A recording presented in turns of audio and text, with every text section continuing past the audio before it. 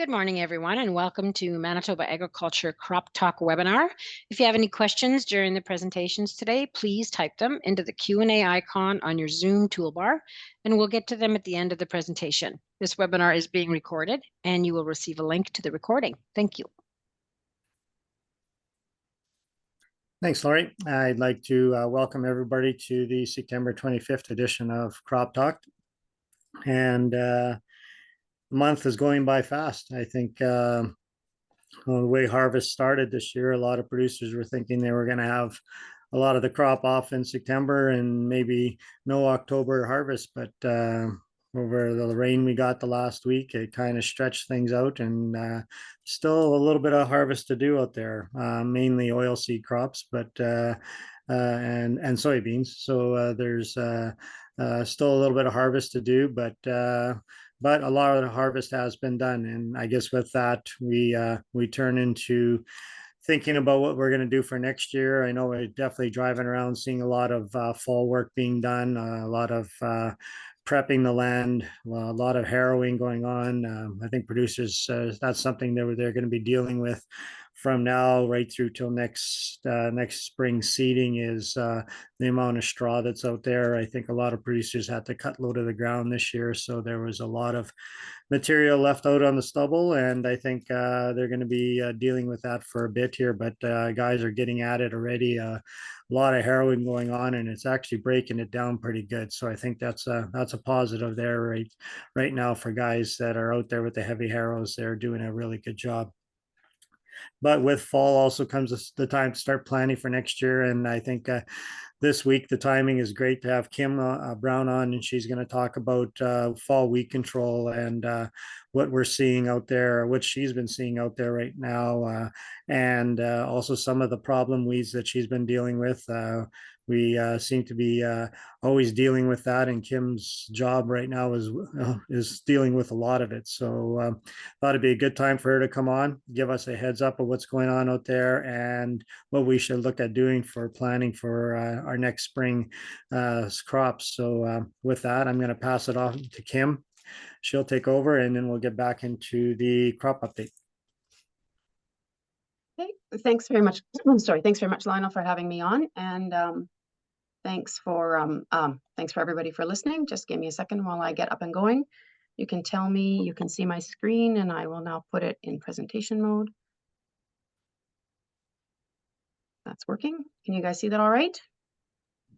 Can you go up to display settings at the top of that screen and swap it for us? Yeah, sorry about that. Okay. Perfect. Better. And I just need to get a pointer. Super. Okay, so like Lionel said, this is the time that we got to start thinking about fall weed control. I know we've been doing lots of tillage already, see lots of tillage. It does look like the harrowing has been working really great. We've had a nice fall, other than, the last week or so where it's been quite wet, really wet for some people. But, that straw has been breaking down, and that's been a really good thing. So that's, residue management, and, there's some weed control going on there as well, moderate amounts. But then we're talking about, we need to talk about whether or not we're doing tillage for weed control or for other purposes as well. Today, I'm mostly talking about herbicides and things. So we'll take it from there. So when we're talking about fall weed control, the usual suspects really in the fall is when we're talking about going after perennials. Those are our thistles, our dandelion, our quackgrass, things like that. We also want to go after our winter annuals, which is our narrowleaf toxbeard. Things like nightfly and catchfly, white cockle. A lot of plants in that family can be white cockle, cow cockle. Those type of things can be winter annuals as well. So anything in that pink family, stinkweed, cleavers, things like that. Now annuals, I have a question mark behind this because normally we wouldn't be worried about weed control for annuals in the fall. Most of them don't regrow after harvest. Most of them don't germinate after harvest in time to set seed. So in a dry fall, we would be concerned about them using up precious moisture, because in a dry fall, we don't know whether we're going to be getting any moisture or not through the winter in the form of snow. We still don't know if we're getting any fall rains. And so, in a dry fall, we are concerned with annual weeds and crop regrowth and that type of thing. This year, I think we've got, loads of moisture. Our soils are in really good shape, so we're not worried about that. Any growth, any regrowth of crops, any weed growth at all is going to take up soil nutrients. So they're gonna be taking up NPKs, all the micronutrients, that type of thing. And normally, but that isn't lost. That's going to be tied up. That's going to cycle back into the system. That's going to get back in the soil eventually as those plants die over the winter and they rot and they decompose, and those nutrients will be returned. I don't know exactly when will we get them back in time for next year's crop, but maybe not, maybe not, maybe some of it, but we don't usually worry too terribly much about that because that's not a loss. Whereas if it was a dry fall, we were concerned about moisture, that moisture would be lost. So again, annuals, we're not super concerned about them, and because, you know, most of them have already set seed and they're not, but there are a few that I'm going to talk about that we do need to be concerned about because those ones are just a little different. So kochia, we're always talking about kochia in the fall. It stays really green for a really long time. It interferes with harvest. One thing about kochia, a lot of the seed isn't viable till quite late in the year, although we are getting late now. So I would expect that we've got quite a bit of viable seed on those plants now. But the earlier you can get that kochia out of there, you stop that seed set and you stop that seed return to the seed bank. But this is a really big green weed. And, you know, we do have whole areas of crop where where we maybe avoided harvesting that crop because of the big kochia patches. We don't want to put that green material through a combine. We also don't want to get those seeds back out on the land to grow again for the next year or the next couple of years. Luckily, the kochia seed has a very short lifespan. It's usually only a couple of years. So that is a good thing. We can kind of clean up some fields if we do a really good job of kochia management for a couple of years in a row. But of course, you do have to be careful with it coming in from other places. Again, tillage is one thing that I'm concerned about using tillage and exclusively tillage for kochia management because kochia tends to thrive where we have more saline areas in the soil. Kochia can grow in non-saline areas as well, but it does really well there, partially because other crops don't do well. Most of our crops and lots of other weeds don't do well in saline areas, so there's no competition. I'm not a fan of using tillage where you've got kochia patches because if you can't get something growing there to use up the water, you end up with upward movement of water, which brings the salts to the surface. So those salty patches just kind of get bigger and saltier, and then your kochia patches can get worse and worse. So I'm not a fan of using tillage for kochia management. That's something that Marla can talk to us about when we talk about soil salinity and things like that. But managing those saline patches in other ways, not necessarily just with tillage, because that's not the best idea for long-term management of that weed. Red root pigweed, and this is one that pigweeds in general, they can regrow after harvest. They can regrow after they're cut. They can regrow. They can actually germinate after harvest and set seed. They'll be very, very small plants, but they still can set some seed. And we know we've got, you know, lots of group 2 resistance in red root pigweed coming on strong. But the biggest one I'm concerned about is water hemp. Got a couple pictures here. This is me last year at the edge of the first picture with my hand there. Those are tiny, tiny little water hemp plants, and there's already seed on those. This is September, I think end of September that picture was taken. And then on the right-hand side of the picture there, you can see in a wheat crop where there was some scattered water hemp plants. There was some seed that was below the cutter bar on those plants, but all of those plants are regrowing. And in a year where you have any kind of fall, unless it's a super late harvest, these weeds will regrow and will set seed. They won't have a lot of seed, certainly not as if they had grown from the beginning of the beginning of the season, like some of the bigger plants that we saw earlier on in the year. But these plants do still produce viable seed, and that seed will be, especially in the case of water hemp, that seed will be resistant. So that's adding to that resistant weed seed bank. Something like foxtail barley, you know, it's tough so foxtail barley is a really tough one to manage. This is one in the fall we're looking at. We know where these patches are in the fall. It's pretty tough to manage in the fall unless you're going to be doing some tillage. But again, this is growing in saline areas, and I'm not a fan of using tillage to break, as a weed control option or exclusively for weed control in those saline areas. So you can break this up. This is a short-lived perennial. You can break up those patches, but you really need to have a longer-term plan and go after foxtail barley earlier in the year. Earlier than now. It is a short-lived perennial, so if there is still some green material there and you are spraying, you can get some of that. You can get some translocation into the roots. But this is kind of the same as with kochia. It's kind of a long-term project where we're looking at those saline areas and we're managing those saline areas, and then hopefully the weeds in those saline areas will get better as our saline patches are managed better. Lamb's quarters, get a lot of calls about lamb's quarters this time of year because it tends to be a very big weed. It stays green for a very long time, but it's an annual and it has already set seeds. So, you know, really to try to control these in the fall, where there's really not much point anymore. The seeds already set. These are big weeds. They're really more of a harvest nuisance right now for the crops that we are still harvesting. And in that case, then, you know, we're talking about desiccation rather than actual weed control for something like that. Brown leaf mallow is one that I've been getting lots of calls on this year. I know there's lots of it out there. This is a real flushing weed. We see this really bad in corn crops. It seems to really do well in our wide row corn crops. This is something now, nor again, this is an annual, although I have read that it can be a biennial and it can even be a short-lived perennial. I've never really seen it do that, but I guess it can do that. So we have to keep that in mind when we're looking at this weed, when we're looking at fall weed control. For this weed. There are some late germinating brown leaf mallow plants that are very small. And so again, those we could go after those, but a lot of these are acting as an annual. They have set seeds. So really at this point, we're kind of just revenge spraying. This weed looks so bad in the fall too, because a lot of it is very low growing.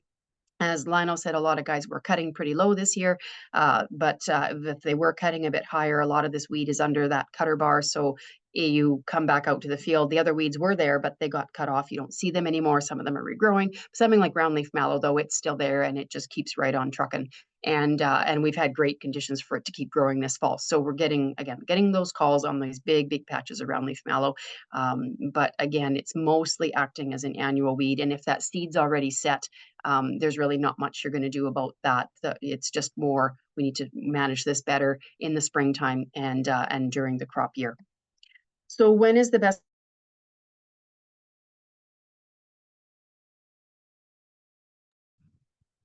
Sorry, everyone. I think we've lost Kim's audio. We'll just be patient. Maybe it will come back. All right.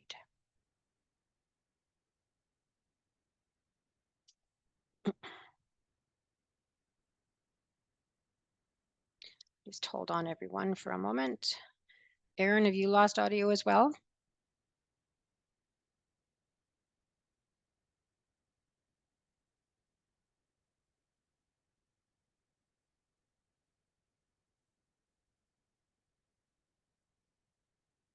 I think we may have lost our government system. So if everyone on attendees, if they could just hold on for a moment and let everybody come back in, that would be great.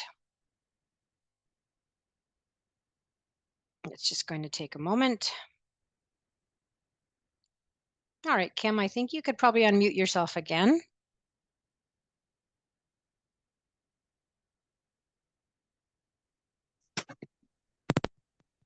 Laurie, it's David here. Maybe Hi, David. Just run across the hall and tell her she's been out for a couple of minutes. Okay. Yeah, you bet. Thank you. Yeah. So thanks everyone for your patience. We just need to get all the government systems hooked back in. We'll be up and running right away here.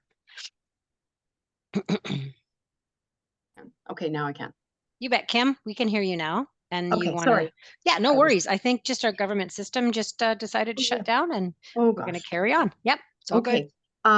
Should I repeat the last slide? Did anybody? Yes, please. Yes. Okay. Yes, you were on the round leaf mallow. Okay.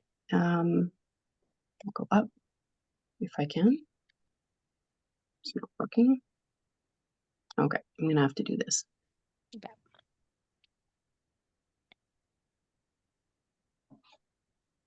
Nope. Okay, sorry. It's not really wanting to. So yeah, I was talking about round leaf mallow. So I had a picture of round leaf mallow up. I was talking about round leaf mallow. Been getting a lot of calls on that recently, and just round leaf mallow. Like I consider it to be an annual weed, but I have read there is evidence that it can be a biennial. It can even be a short-lived perennial. I really have not seen that myself, and I've asked around. Really, we haven't seen a lot of that, if we've ever seen that, but I guess it is possible that it could be a longer lived than just one season. So we just need to keep that in mind. Now, these plants are really big right now. This is a flushing weed. It comes on. We've had lots of rains. We've had lots of flushes. And so generally though, if it's a big plant and there's lots of seed on it, it's acting like an annual, there's kind of, again, no point going after those annual weeds. They're unless, you know, we're trying to clean up for next year, but sometimes it's really hard to get those big annual weeds. But again, there are some late flushes that I've seen some that's just still flowering. So again, we still could get some of that so that it doesn't set viable seed in time for next year.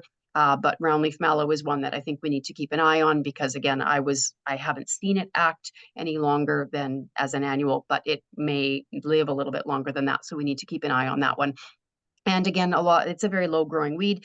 And as Lionel said, a lot of crops were cut short this year, cut quite short this year, but still a lot of that round leaf mallow is below the cutter bar. And so when other weeds get cut off, some of them do regrow, some don't, but we do see round leaf mallow. A lot of it is still there, and it just kept right on trucking because it had very good growing conditions. So we do see some of these very large weeds right now, like our round leaf mallow. Oops. Okay, so Kim, can you try sharing again? Because we're not seeing your screen. Are you able to? yeah, Please. yeah.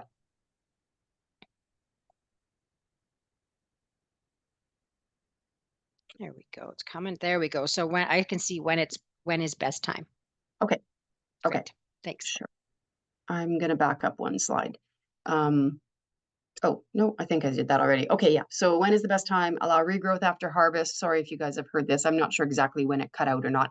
4 to 6 weeks of growth if possible. We've had some crops off for quite a long time now. Now, if you've done some tillage in there, then that's a reset. But obviously we can have weeds regrowing after tillage. Some of that tillage was done quite early after harvest. We need to have green growing tissue. It's got to take up the herbicide.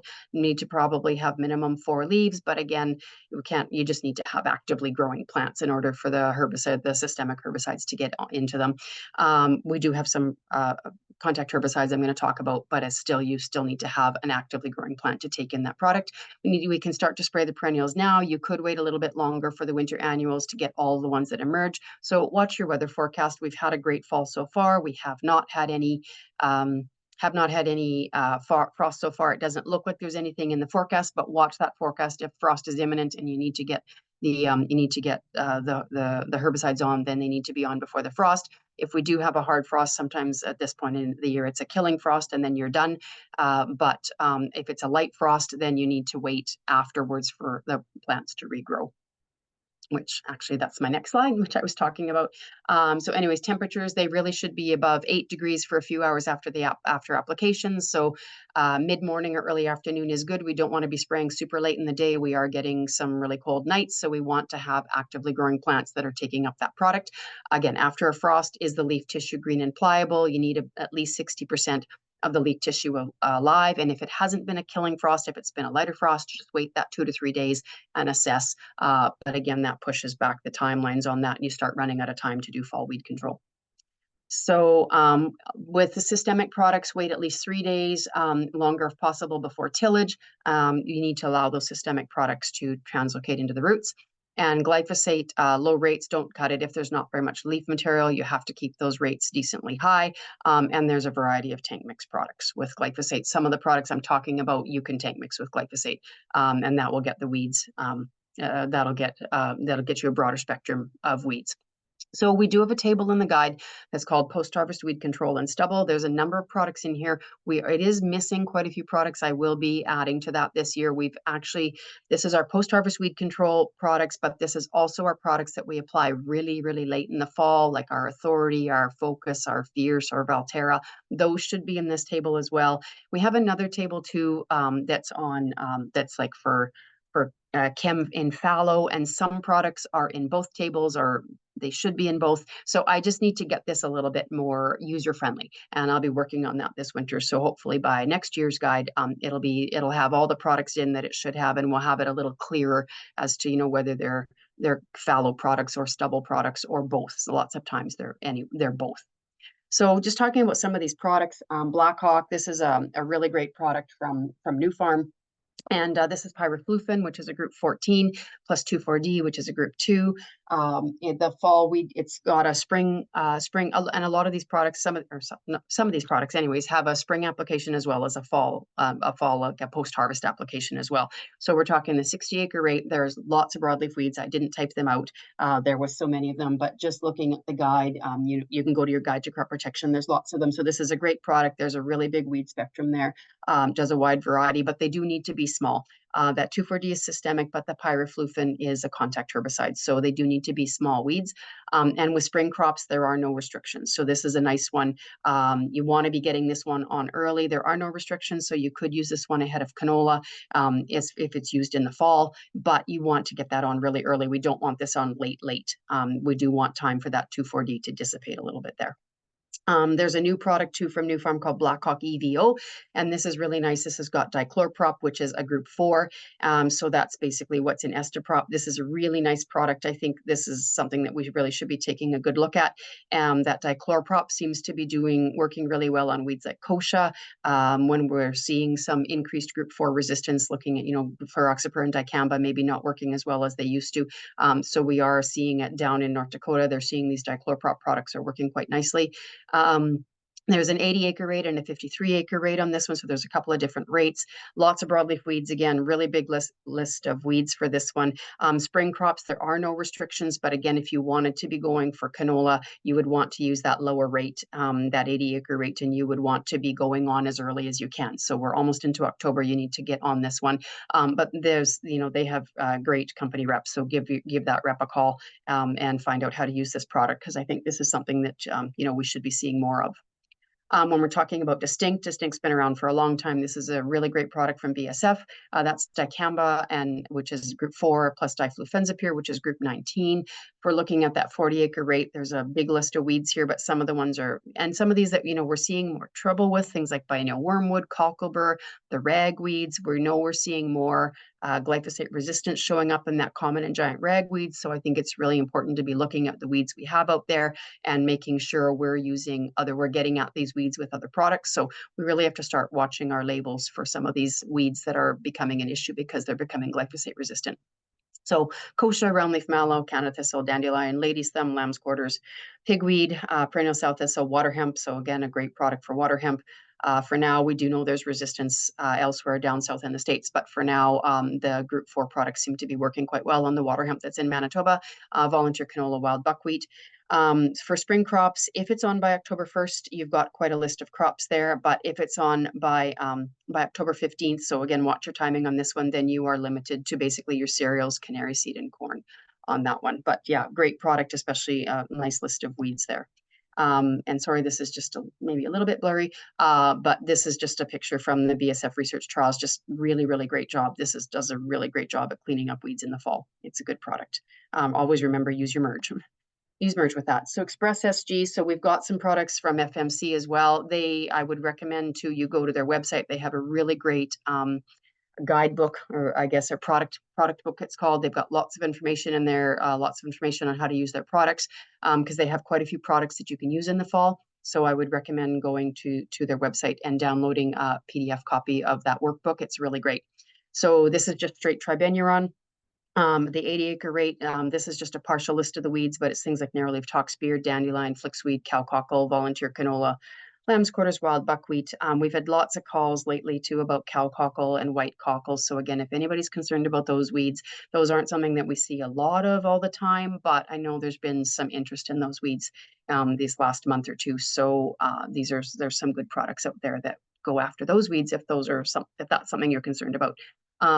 So again, spring crops, if it's on by October 1st, most crops, including some forages, but after October 1st, it's not canola, corn, and flax. So again, we're kind of running out of time on some of these products, but there are still some great products that you can use.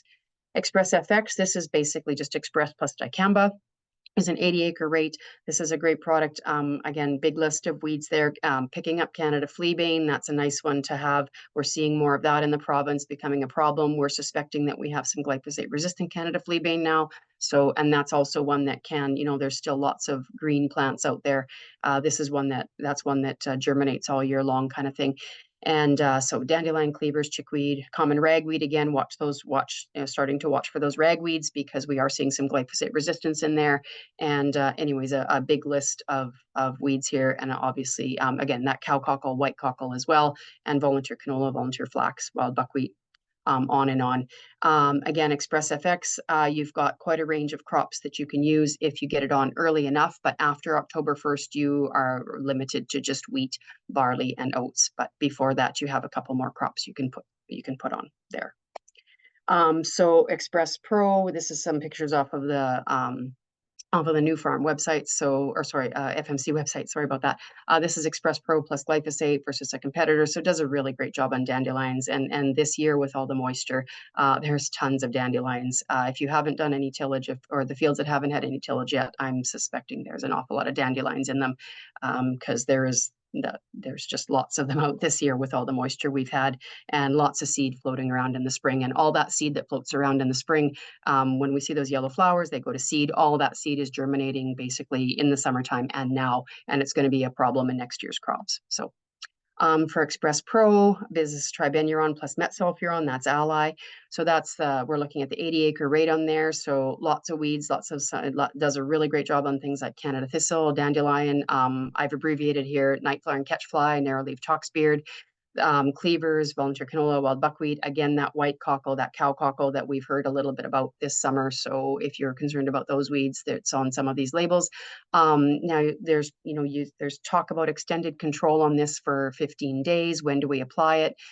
If we apply late in the season, then we can get control in the spring. So you could apply now, like right now, to get those weeds, or you could wait a bit and then put that on a bit later, and then you'll get that control first thing in the spring. So you just kind of need to talk to your rep, talk to your retail, talk to your rep about how you want to be applying this product, because you do have some flexibility there, and that does give you that extended control. It's just, do you want it now, or do you want to save that and have that in the spring? In which case you'd put that on a little bit later. Your spring crops are you're limited to your cereals, which is your wheat, barley, oats. And again, there's a nice table here from FMC just talking about Express SG versus Express FX versus Express Pro. And, so we're talking different groups here. When we're mixing with glyphosate, we've got group 2 and group 4 mixes here. And basically the spring recropping, there's lots of flexibility here. Just pick the product depending on which product, what crop you're planning on growing in the spring. And also too, I know we don't necessarily have all of our cropping, all of our fields, like all of our crop rotation set for next year. So just make sure too, you're not limiting yourself. You're not putting on products that will limit you in the spring if you wanted to switch what crops you're planning on growing in certain fields. So when we're talking about Intruvix, or now there's Intruvix 2, it's a similar product. It's just a co-formulated instead of a co-pack. This is basically Express FX plus carfentrazone now. So you're getting that added burn off from that carfentrazone. So a really, really nice big list of weeds there. That carfentrazone brings in an awful lot of weeds. Again, that's a contact herbicide. We have to make sure those weeds need to be small when we're spraying those. But with spring crops, then you're looking at wheat, barley, and oats from that. With heat, this is, we've used heat for a number of years, a really great BSF product. This is straight saflufenicil, which is a group 14, pretty much a straight contact herbicide. There's very limited translocation in this one, but really treat this as a contact herbicide. So you've got to have lots of water, lots of contact. You can mix it with glyphosate. You make sure you use the merge. A great list of weeds on this one. Cleavers, common ragweed, again, watch where that ragweed's showing up, because that's becoming more and more of a problem. Dandelion kochia, quarters flicksweed, narrowleaf toxbeard, roundleaf mallow, again, that's a big problem this year. So it's nice to get a burn off on that weed if that's a concern for you. Volunteer canola and wild buckwheat. And then for spring crops, we've got wheat, barley, oats, canary seed, corn, peas, faba, lentils, soys. And also seedling forage grasses grown for seed. So for those of you who are doing that, this is brome grass, creeping red fescue, and timothy. So you can use that. So Corex, this is basically dicamba plus fluorosulam. There's a 56 acres per case rate. Lots of the weeds, the typical weeds that we're going after: dandelion, perennial sow thistle, going after that kochia, those cleavers if they're germinating already, chickweed, cow cockle, narrowleaf toxbeard. shepherd's purse, smartweed, stinkweed, volunteer canola, wild buckwheat, and spring crops. Again, if it's after August 1st, which is obviously we're after that, then basically this is just a spring cereal product, but a great product, really cleans up those fields and gets them ready for those spring cereals. Because we know lots of times in the spring, we'd like to see you put a burn off on or a pre-emerge with some residual.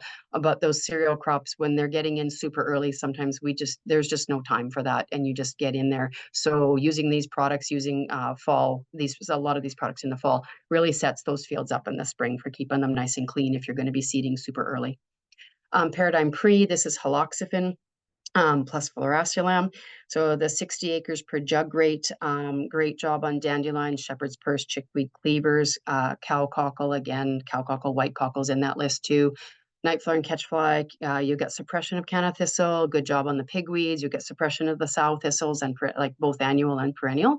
Now you'll get light infestations of kochia with this one. Haloxyphene is a really great product for a lot of weeds, but it's not a super strong kochia product. So this is not your kochia if you've got kochia infestations, this is not the product you would use for that if that's your driver weed, but it will take out light infestations of kochia, especially if those kochia plants are small. Yeah, and this you'll also get barnyard grass with this. Haloxyphene, although it's a group 4, which generally those are broadleaf herbicides, it does the haloxyphene molecule does get barnyard grass, so that's great. We've seen a lot of that this year because it's because of the wet conditions, and it just came a little bit later in the year, and we've seen a lot of barnyard grass out there this year. Spring crops when you're using Paradigm Pre is wheat, barley, and oats.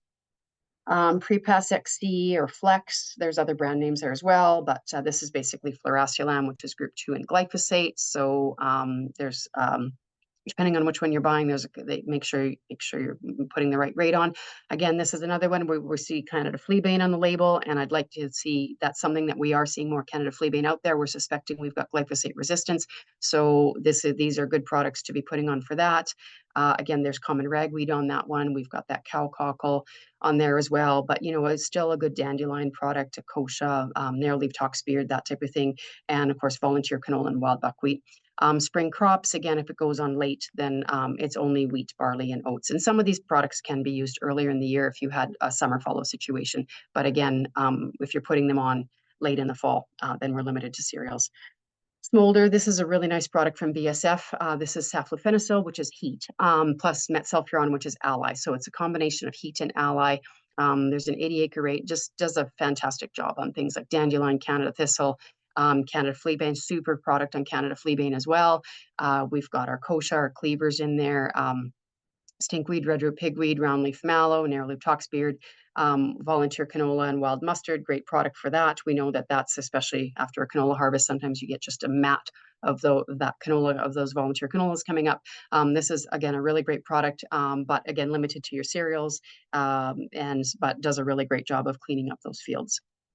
So now I'm going to switch gears a little bit. And so I've been talking about products that we're using in fall to kill weeds that are here right now. Now I'm going to be talking about products that we are using to kill weed seeds as they germinate. So these are products that are going to go on.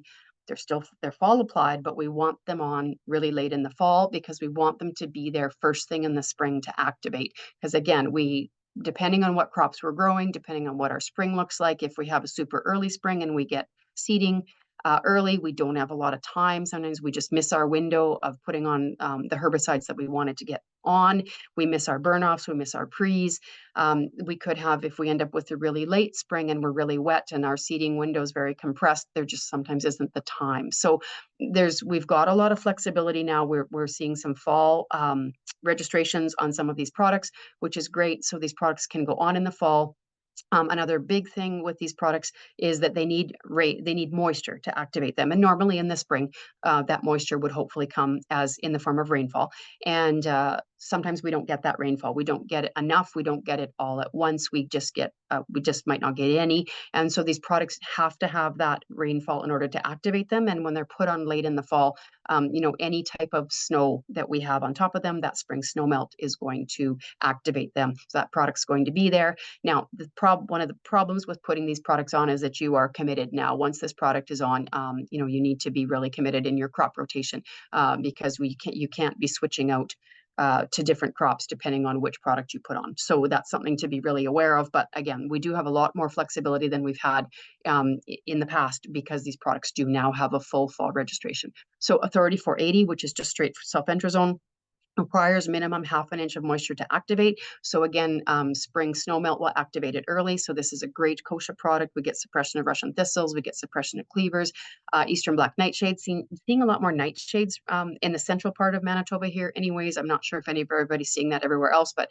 I've seen more in the last number of years. We're just seeing more of those nightshades, and those are not the easiest weed to get out of certain crops. So anyways, this is a great nightshade product. Lamb's quarters, purslane, the pigweeds, so including water hemp and wild buckwheat.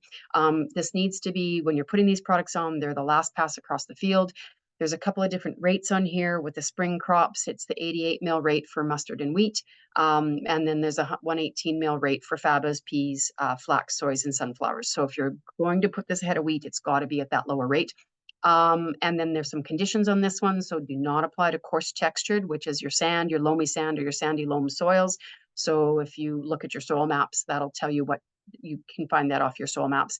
The fine textured soils that have less than 1.5% organic matter, or any soil with organic matter greater than 6%, and any soil with a pH greater of 7.8%. Also, fields treated with sulfentrazone products within the last 24 months. So you have to watch your fall applications. You do not put a fall application of sulfentrazone on. And then again in the spring, but we don't want this going on every single year. The label says you have to watch it, so within 24 months. So we don't want to be using too much of this product. So and it can go on in front of a number of crops. So just, watch where we need to, some of these crops, especially something like flax, sunflower, we don't have a lot of products in front of there. So this is a product, a lot of these products are great products to save for those crops.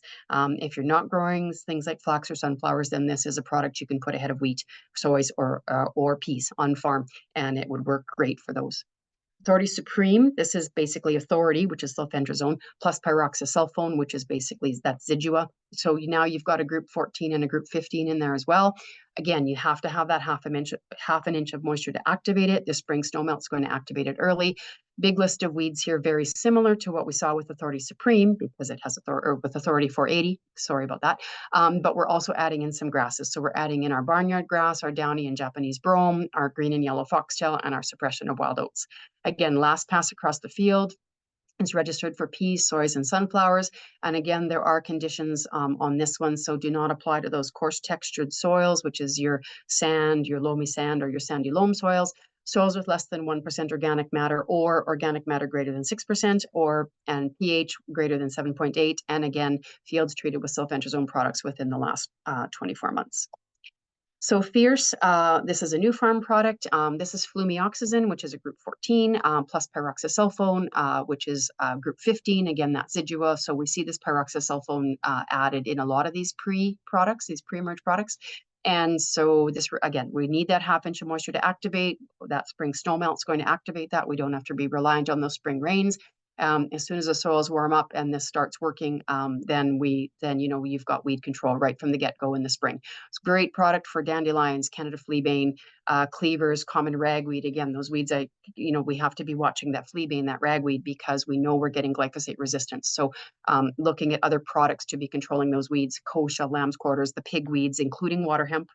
So that's important. So this is a good water hemp product. For now, we do know there is some resistance elsewhere, but in Manitoba, we're hoping that this is going to be working for us for quite a while.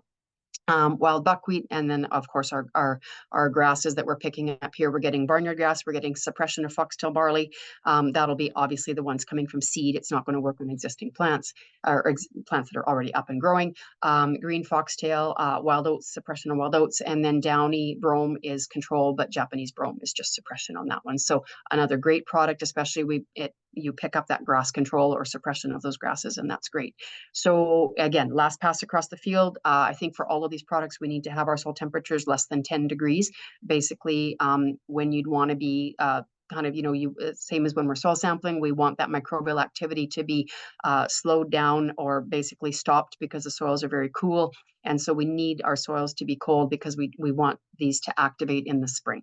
And realistically too, we wouldn't have a lot of weed seeds germinating at this point anyways, because our soils are cool, our days are getting shorter. But again, we want this on late when the soils are already cooled down. So the spring crops, soys, field pea, spring wheat, not durum, field corn.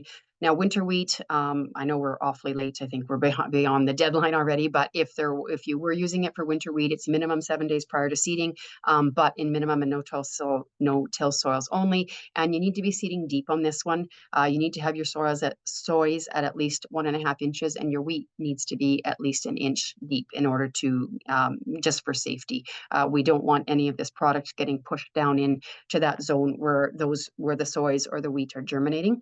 And so, if we had a big rainfall, that could happen. So if you're going to use this product, just make sure when you're seeding in the spring that you are seeding in that recommended range. Focus, this is pyroxasulfone plus carfentrazone, so that's that Zidua product plus AIM, basically. Again, you need that 1/2 inch of moisture. So that spring snow melt's gonna take that into the soil, and it's going to activate it first thing in the spring, and we're going to get weed control right from day one once we start next year. So we get suppression of kochia. We've got a great cleavers product, lamb's quarters. We get suppression, good product for pigweeds, including water hemp there, stinkweed, wild buckwheat. There's suppression of wild buckwheat, wild mustard, and we get, again, we're picking up our grasses. So we're getting our we're getting our barnyard grass, we're getting our foxtail barley, suppression of that one. Again, those will be coming from seedlings. Downy and Japanese brome, green and yellow foxtail, suppression of oats. And on this label also has annual bluegrass and Italian ryegrass. And we do see those weeds pop up occasionally. Those can be, especially that bluegrass, can be a hard one to get rid of sometimes. So that's another one.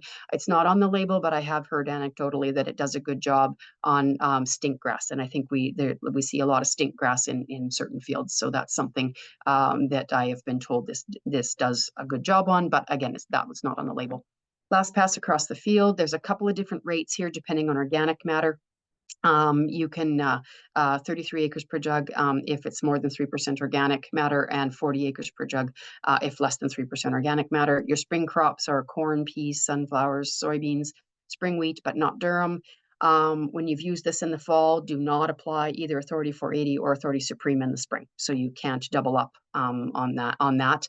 And also don't apply if the pH is greater than 7.8 or on sandy soils with organic matter less than 1% or on soils with greater than 7% organic matter.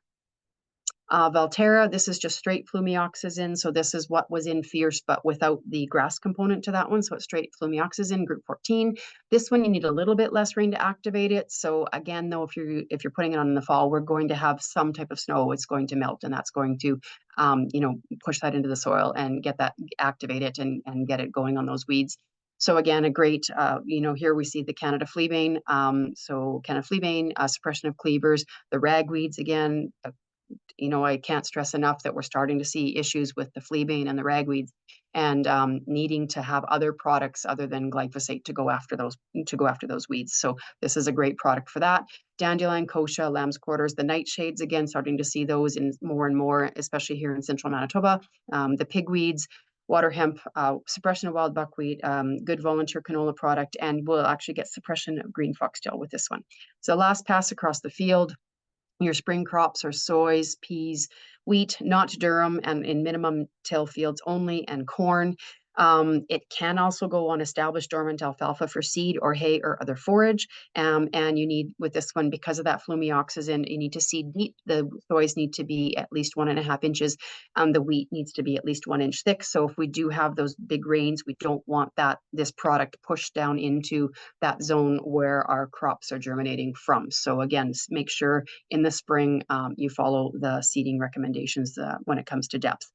With soys and with wheat if you've used this product or if you've used Fierce. So other products, 2,4-D and MCPA, generally assumed that 4 ounces is safe, no more than 6, but you really need to watch your overlaps and your early spring seeding. We'd want to get those on as early as possible. We're almost into October. We've got really great weather. We don't get a lot of herbicide breakdown at this point, but the nicer the weather, so the warmer, the more moisture we have, the more will break down, but you don't want to be putting on big rates of these products first thing in the spring or late in the fall, because there can be some carryover into the spring. And another thing we get questions on, what about our spring burn off and our pre-harvest products? You know, there's AIM, Bromoxynil, Conquer, Goldwing, Thunderhawk. These are not registered for fall. So on the label, they don't have a fall registration. But I know there is the argument, well, if they're a pre-seed product, can I not just put it on in the fall instead of first thing in the spring? It's still pre-seed. I'm going into that. It's still prior to seeding that crop. So there is that argument. Again, technically, they don't have a fall registration, but that is something, there are some other good products out there, and that is something just to talk to your retail and your product reps about if you were looking at some of these other products that don't technically have a fall registration. And I think that was everything I have. If there's questions or if there's anything else you wanted me to go over, I would be happy to do that now. Okay, yeah, Kim, there's been a couple of questions that have come in. First one is, what is the difference between Intruvix and Intruvix 2? Okay, yeah, that actually, I'll just go to my guide. So Intruvix 2 was new this year. If you've got a guide to crop protection, the 2024 edition, so it's not going to be in the older edition. So that's the thing. If you don't have the 2024, you won't have that. So that's on page 316. And again, so Intruvix, it's a combination of tribenuron, which is Express, dicamba, and carfentrazone or AIM. And so the Intruvix, the old Intruvix is basically a pre-packed tank mix, so what we call a co-pack. So basically you've got different components in there. You have Intruvix A and you have Intruvix B. So the Intruvix A is the dicamba and the triben, and the Intruvix B is basically the AIM, the carfentrazone portion of it. But Intruvix 2 is now a co-pack, so you can't take those components out. You're going to get just one jug, and it's going to have all three things in it. And we do see this with other products in the guide as well. Some of them used to be a co-pack with separate products that you take apart, or you could take apart, or if you wanted to. And then now they come as what we call co-formulated, so it's all in one jug, so you can't take any of those components out. That's really the only difference. And the rates are going to be different, so really watch the rate on that, because it's still the same product, it's still the same active ingredients, but because it's now co-formulated, you've got a different rate, obviously, because it's a different jug now. So the Intruvix 2, it's basically exactly the same thing. It's just all in one jug now, whereas the older formulations, there's the two components to it, so you had to make sure you used both of those at whatever rate you were supposed to. So the Intruvix 2 is going to be easier to use. It's just one jug, one rate. It's a lot easier to use. So going forward, you'll see the old Intruvix disappear out of the marketplace. Like it'll be, and the new going forward, it'll just be Intruvix 2. Okay, is cleavers a flushing weed? It seems to be a lot showing up in flax right now.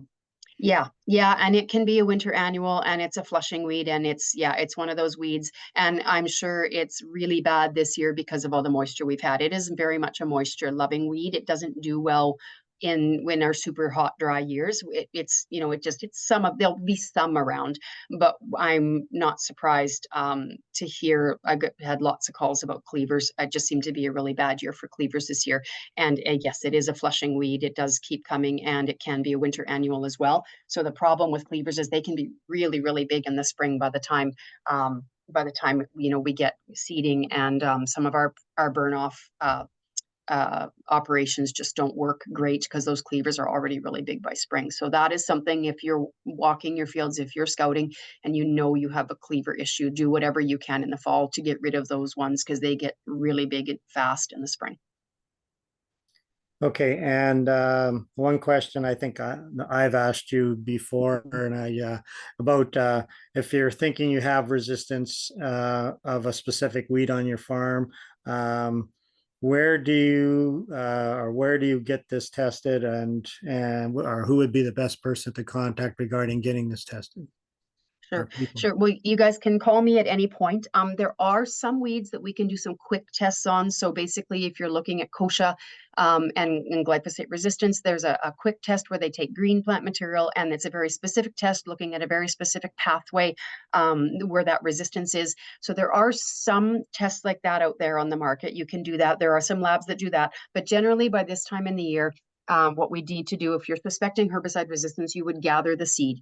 So you gather the weed seeds, and then we send them, or you will send them to a lab, and basically that lab will grow those out and then start spraying them, spray them with the products that are supposed to kill them. So that's how you find out whether products are resistant or not.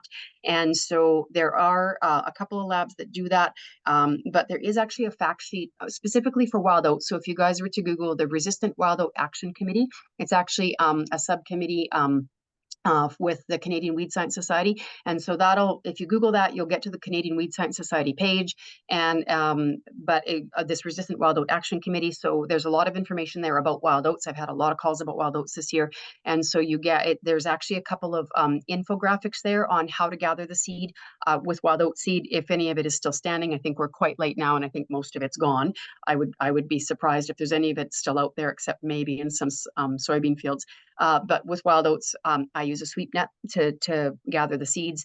With other weed seeds, you just kind of have to strip them. You just have to strip them in your hands, like pull them off the seed heads, and that. Or you can take them out of grain samples if you know your dockage. You can take them out of your dockage as well. And anyways, there's an infographic there that there's a couple of different places that you can send weed seeds for testing. And so one of them is the Crop Lab in Saskatchewan, in Regina, and then another one is AgQuest in Minto. So there's a couple places there, but there's addresses, and then there's specifically some information on wild oats if anybody wanted that. Okay, I think that's most of the questions so far, Kim, but you're going to be hanging on to for the end here yet. So if something else comes in, we'll get back to you. So thanks for doing that presentation.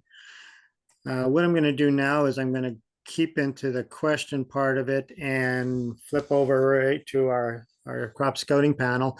And this one's for John Gavlosky, and it's regarding grasshopper population. What's it look like this fall?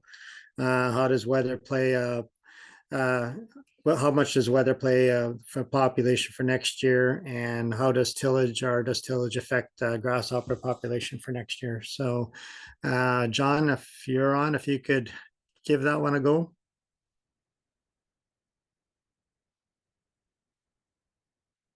I think you might be muted, John. Yeah, no, I'm here. I'm actually in Kim's office. I was having trouble unmuting. But yeah, so grasshopper populations, we did our survey, roughly 120, 130 locations across the province. Overall, counts, I would say, were probably similar to last year. There was a few hot spots, one of them being a few sites in the southwest, but we haven't got the data all mapped yet. In fact, the data is still coming in, so I'll have the map done soon. Now, how does weather play into the populations for next year? So there's lots of different types of grasshoppers, and they don't all lay eggs, I guess, the same way or the same number. One of the things that makes our pest species is they will lay a lot of eggs if they get the chance. And in some years, when we get earlier frosts, that will kill the population off before they've laid their maximum number of eggs for the pest species. In a year like this, where we've got more ideal egg-laying conditions, that gives them the chance to lay their maximum number of eggs. So that's one of the things that we do have to factor into the forecast, even in areas where, say, the counts were more in the moderate range, they've had really good egg-laying conditions. So we do want to factor that into the forecast for next year. So next year, areas where you are noticing a fair amount of grasshoppers this year, just focus on scouting those field edges, ditch areas, good, starting in about early June. How does tillage this fall affect grasshopper populations next spring? There's been a little bit of research on this, but tillage isn't something we could say is a grasshopper control. There might be some kill of the egg pods by exposing them and making them easier for predators to find, or mechanical damage. But if there's a lot of grasshopper eggs, it'll be a smaller portion of the eggs. So tillage on its own is not a grasshopper control strategy. Again, it might help somewhat, but we don't certainly encourage people to till just for the purpose of controlling grasshoppers, because again, you likely won't get a large degree of grasshopper control from doing that. Okay, thanks, John. That's good update on the grasshoppers, and we definitely been having the weather that's probably favorable for them to do a bunch of laying. So on average, how many eggs can a grasshopper lay then? Can they just keep going until their season ends, or what's the story there? Well, there is a more finite number, and again, it does vary greatly between species. Um, so we've got roughly 4 pest species of grasshoppers in Manitoba, and I don't have exact numbers for each of them, but it's in the hundreds anyway. So again, that's one of the things that makes the pest species. They potentially can lay lots of eggs per female, given the proper opportunity. Okay, good, thanks. So I'm just going to go back to some of the slides here, and before I get into the update on the crop situation in Manitoba, next week we're going to have Wes Lewis on, and he is from Gowan, and he's going to talk about quite a few of their products regarding application in the fall. What's the best uses of their products, and so we'll be talking products like the granular herbicides to be applied in the fall here. So definitely some good information will be coming that way next week as well. So and timing wise, pretty much perfect timing. So if make sure you attend next week's. So a little bit on where we are right now with the crop. Slow week last week, but we still managed to get some stuff done. I think, when you look at our cereals, we're pretty much 90% complete. Field peas pretty much done. I think there's some left in the Northwest region that's still, are coming off here, but I would say by the end of this week, we'll probably have those all completed as well. And canola acres, again, coming off maybe a little slower than I guess we thought they might be coming off, but I think the big thing there is just some of the wet conditions and the lodging that is making it a little bit more difficult to harvest. Quality wise, like I said, being that most of the cereals off, I don't think these numbers are going to change too much. We're pretty much right in that good to fair. Most of the wheat came off. Number one, we are seeing some downgrading because of the rain, and maybe in some areas where fusarium was a little bit higher. But in general, the wheat crop came off pretty good this year. Again, pretty much complete the cereal harvest. Yields all look to be average to above average with good quality. So I think producers have been pretty happy so far with the cereal crops. Canola harvest about 55% complete. Good quality, but yields are average. Averages remain below normal in most areas. I guess we always talk about what normal is. I guess over the past few years, we've been getting some pretty decent yields in canolas, and I think this year we're not quite seeing that on an average. We're seeing some fields do really well, and then the majority of the fields kind of in that average to below average. Harvest remains slow due to lodge crop and now wet soil after the recent rains we've got. I mentioned soybeans here, and soybeans, basically the dry bean harvest has started, and we get about 25% of that complete. There's a wide range of yields right now from 500 to 3,500 pounds per acre. So again, until we get more of it harvested, it's going to be hard to determine exactly what those averages are going to be. I think soybean harvest is just about to begin in some areas. I think we may have seen the odd pocket in the province where harvest has begun, but I think guys are getting ready to go on soybeans. So I think that'll be happening over the next week here, especially with the temperatures in the forecast over the next little while here. Just a couple of the slides regarding measuring your bins, because we all know that time is coming closer. So we know what we have in our bins so we can do our harvest production reports. The hay listing service still up and running. So if you've got hay for sale or you're looking to buy hay, definitely go to that site. Crop residue burning, definitely check that site because every week there'll be every day there's a report put up as to what if this residue burning is allowed or if you need a permit for it. So definitely check that. Our crop production extension people in the province. So if you got questions regarding a lot of the fall stuff that's going to be happening, definitely give any one of us a call and we can give you a hand getting that, finding out what you need. Our livestock people, forage ration balancing is going to be coming up. So definitely start looking to them for information regarding figuring out the best way to feed the cattle throughout the winter. Seeding deadline for winter wheat and fall rye is tomorrow. So if you're out and you still thinking of growing one of the winter wheats or fall rye, you got today and tomorrow to get them in to get full coverage. If you have any questions regarding that or any questions regarding your MASE contracts, there's the offices, there's the 1-800 numbers. So definitely give them a call.